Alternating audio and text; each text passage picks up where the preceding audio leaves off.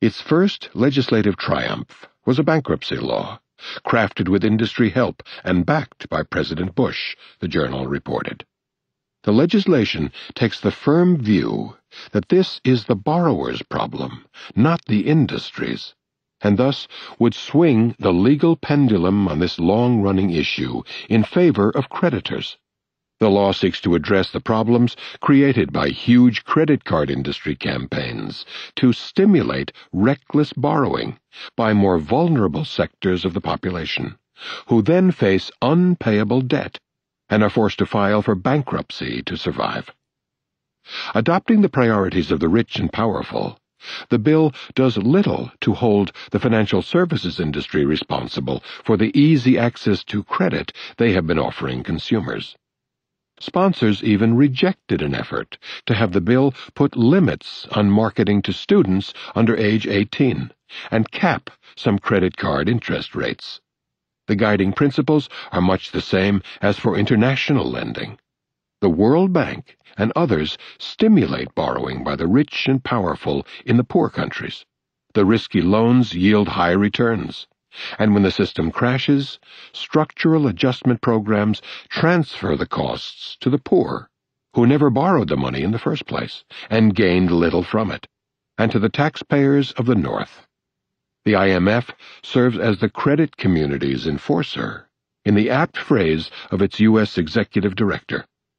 Mechanisms to impose costs of risky high-yield loans on the lenders are well known but ignored. The problems caused by financial industry avarice are severe. Bankruptcy filings rose eightfold over the last 30 years, from 200,000 in 1978 to 1.6 million in 2004. They are expected to reach 1.8 million in 2005. The overwhelming majority of them are personal, not business, resulting from a steady increase in household debt, now at record highs relative to disposable income. A primary cause of debt is relentless pressure by the financial industries that now have to be protected from the consequences of their highly profitable actions. Studies reveal that families with children are 3 times more likely to file as those without, and more than 80% of them cite job loss, medical problems, or family breakup as the reason. About half of the filings in 2001 resulted from healthcare costs. Even middle-class insured families often fall prey to financial catastrophe when sick. Reduced access to healthcare services is a financial hardship that threatens Americans' quality of life more directly than any other, the Gallup organization found.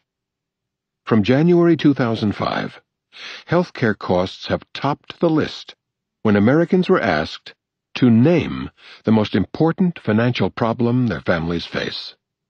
What the directors regard as the most astounding finding is that only 6% of Americans reported being satisfied with the total cost of health care in the United States, while 71% were dissatisfied, and 46% not at all satisfied. A third of respondents reported that they had put off health care during the past year because of costs.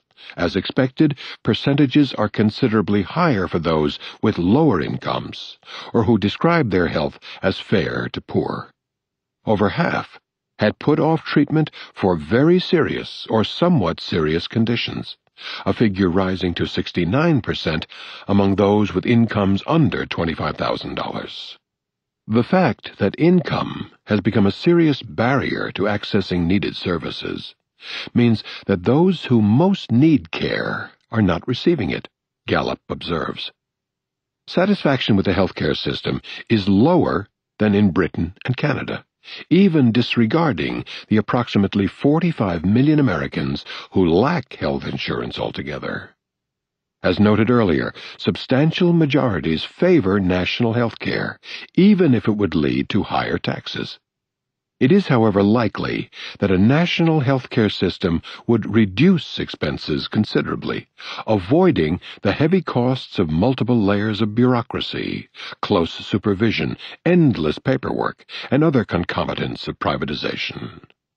These costs, along with the unique power of the pharmaceutical corporations and financial institutions, render the U.S. system the most inefficient in the industrial world, with costs far higher than the average for industrial OECD societies, and some of the worst health outcomes. The rapidly escalating costs of health care are threatening a serious fiscal crisis, along with immeasurable human costs. Infant mortality is one major index. The UN Human Development Report 2005 reveals that since 2000, a half-century of sustained decline in infant death rates in the United States first slowed and then reversed. By 2005, the rates had risen to the level of Malaysia, a country where the average income is 1/4 that in the United States. The report also reviews the effects of government programs. In the United Kingdom, for example, the rate of child poverty rose sharply during the Margaret Thatcher years, then reversed after the Labour government adopted policies to halve child poverty by 2010.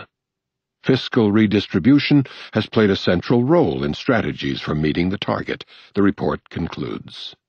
Large increases in financial support for families with children, as well as other fiscal programs, boosted the incomes of low-income working families with children, with significant effects on child poverty. The financial crisis is surely no secret. The press reports that 30% of healthcare costs go for administration, a proportion vastly higher than in government-run systems, including those within the United States, which are far from the most efficient.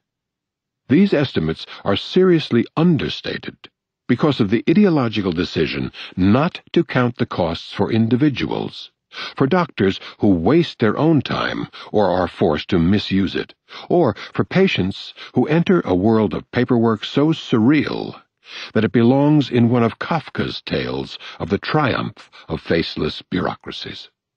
The complexities of billing have become so outlandish that the National Coordinator for Health Information Technology, the President's senior advisor, says when he gets a bill for his 4-year-old child, he can't figure out what happened or what I'm supposed to do.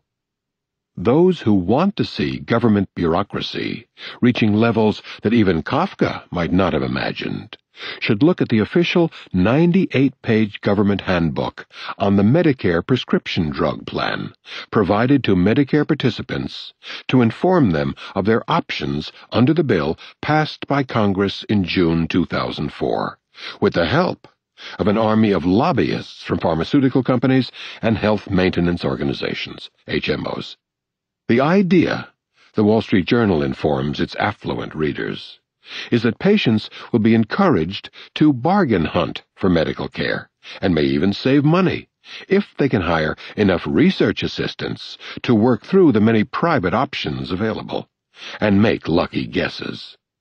Health savings accounts, also welcomed by the editors, have similar properties.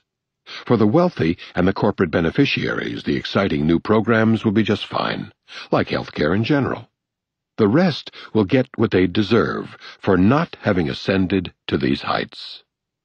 The Bush administration response to the healthcare crisis has been to reduce services to the poor, Medicaid. The timing was again impeccable. As Republican leaders in Congress move to trim billions of dollars from the Medicaid health program, the Washington Post reported, they are simultaneously intervening to save the life of possibly the highest-profile Medicaid patient, Terri Schiavo. Republican Majority Leader Tom DeLay, while proclaiming his deep concern for Schiavo and his dedication to ensure that she has the chance we all deserve, simultaneously shepherded through the House a budget resolution to cut $15 billion to $20 billion from Medicaid for the next 5 years. As if the exploitation of the tragedy of this poor woman for partisan gain were not disgraceful enough, DeLay and others like him were depriving her, and who knows how many others, of the means of survival. They were also providing more instruction about their actual moral values,